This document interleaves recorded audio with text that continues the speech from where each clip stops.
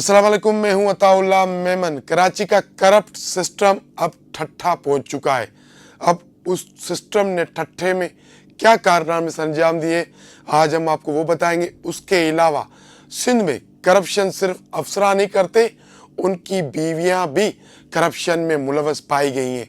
आज हम आपके पास लाए सिंध में करप्शन की दो कहानियाँ।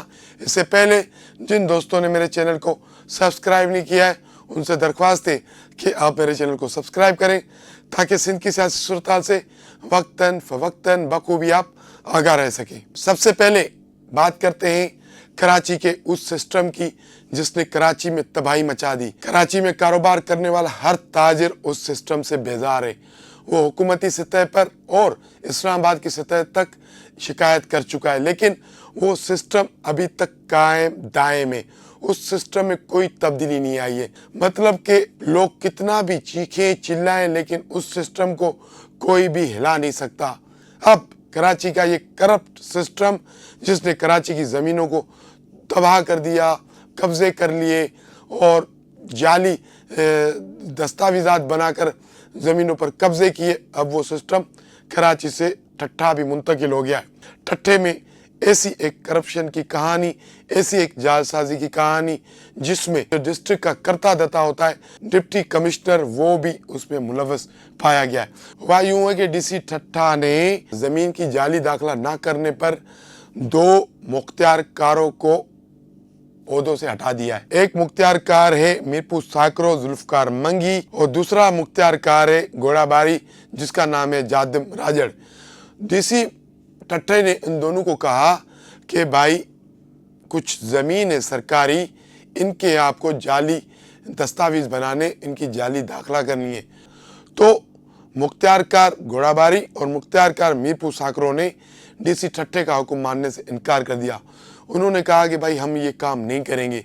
अब 200 एकड़ ज़मीन थी मीरपुर साकरों की और 200 एकड़ ज़मीन थी घोड़ाबारी की। ये सरकारी ज़मीन थी, खाली पड़ी हुई थी। तो डीसी ठट्ठे ने किसी तरह ये ज़मीनें किसी को बेचनी थी या किसी का कब्ज़ा था तो उनके नाम मुंतकिल करनी थी।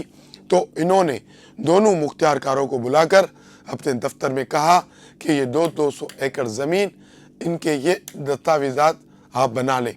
तो मुख्तियारकार घोड़ाबारी और मुख्तियारकार मीरपुर साकरों ने मौक़िफ़ अपनाया कि ये ज़मीन सरकारी है, ये सरकारी रिकॉर्ड में मौजूद है, ये ज़मीन हम किसी और के नाम नहीं कर सकते, ये जालसाजी होगी, ये गलत काम होगा, हम ये काम नहीं करेंगे। डीसी ठट्ठे को उनका जवाब पसंद ना आया। उसके बाद उन्होंने मुख्तियारकार मीरपुर साकरो जुल्फकार मंगी और मुख्तियारकार घोड़ाबारी जादिम राजड़ को ओहदों से हटाकर उनको रेवेन्यू हेडक्वार्टर रिपोर्ट करने का हुक्म दे दिया।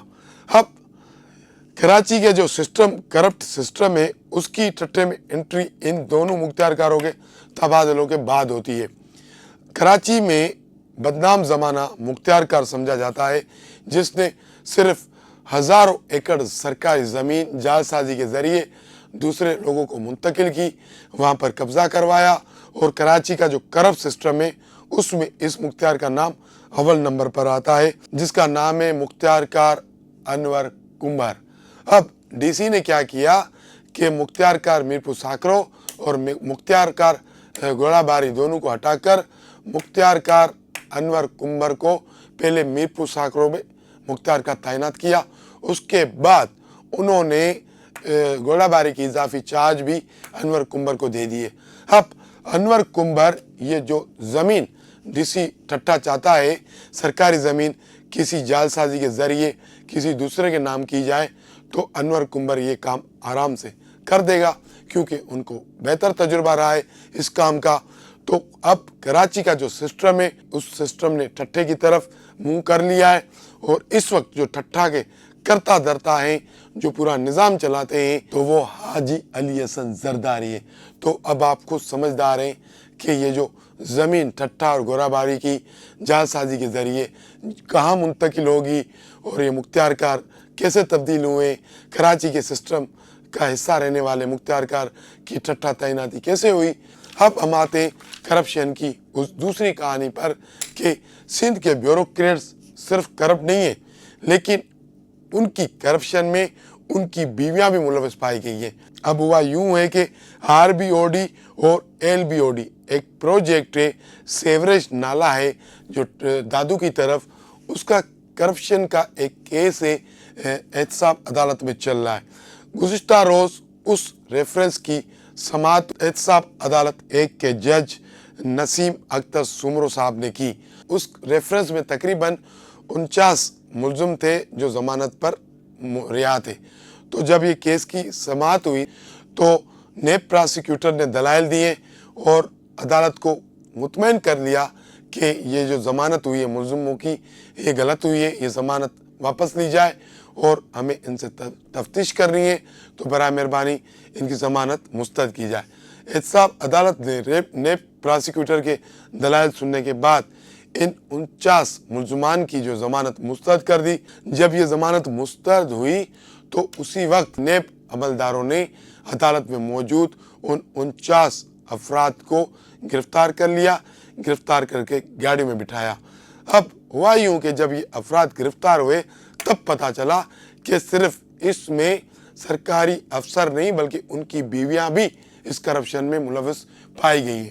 تو اس کے بعد جو گرفتاریاں ہوئی ہیں اس میں سابق چیف انجینئر منور بوزدار، ان کی اہلیہ نسیم اختر اور سابق انجینئر وقار لگاری اور ان کی بیوی فرح دیبا اور 2 دوسری خواتین ہیں، اور اس کے علاوہ LBOD اور RBOD پروجیکٹ میں کام کرنے والے دیگر 44 ملازمین تھے جن سب کو گرفتار کر کے جیل بھیجا گیا۔ اب آپ اندازہ لگائیں سندھ میں کہ کرپشن کی جو کہانیاں آتی ہیں، جو کرپشن کے قصے آتے ہیں، اس میں بیوروکریٹس تو ملوث پائے جاتے ہیں، لیکن اب اتنا سندھ حکومت کا جو فری ہینڈ دیا ہوا ہے اس پوری کرپشن کو، سندھ میں ہر کوئی لوٹ مار کر رہا ہے، تو اس میں اب افسران کی بیویوں نے بھی حصہ ڈالنا شروع کر دیا۔ اب یہ جو LBOD اور RBOD ریفرنس ہے، یہ اس بات کی گواہی ہے، یہ ثابت کرتا ہے کہ افسران کے ساتھ ان کی بیویاں بھی کرپشن کرتی ہیں۔ آج یہ چیف انجینئر اور انجینئر نہ خود صرف جیل میں ہیں، ان کی بیویاں بھی جیل میں، اور دیگر 2 خواتینیں وہ بھی اس وقت جیل میں۔ تو اندھیر نگری لگی ہوئی ہے سندھ میں کہ آپ کرپشن کریں، اتنی کریں کہ اس کرپشن کی لین دین میں افسران کی بیویاں بھی ملوث ہو جاتی ہیں، اور پھر ایک دن آتا ہے کہ وہ افسر اپنی بیوی کے ساتھ جیل کے اندر ہوتا ہے۔ تو 16 سال سے سندھ میں تو یہی سسٹم چل رہا ہے کرپشن کا، آئے دن ایسی کہانیاں آتی رہتی ہیں۔ اب دیکھتے ہیں کہ بڑے جو چلا رہے ہیں سسٹم کو، وہ کب تک اس سسٹم پر ہاتھ رکھتے ہیں اور اسی کرپٹ سسٹم کو سندھ پر نافذ رکھتے ہیں، تاکہ سندھ کا جو نظام ہے وہ ایسی کرپٹ چلتا رہے، یا پھر شاید کچھ سال میں اس سسٹم میں تبدیلی بھی آئے۔ امید کر سکتے ہیں، لیکن توقع کم ہے۔ آج کے لیے اتنا ہی، کل ملیں گے کسی اہم موضوع پر، کسی اہم ایشو پر۔ آپ سے ہماری درخواست ہے کہ آپ ہمارے چینل کو لائک کریں، شیئر کریں، سبسکرائب کریں۔ بہت شکریہ۔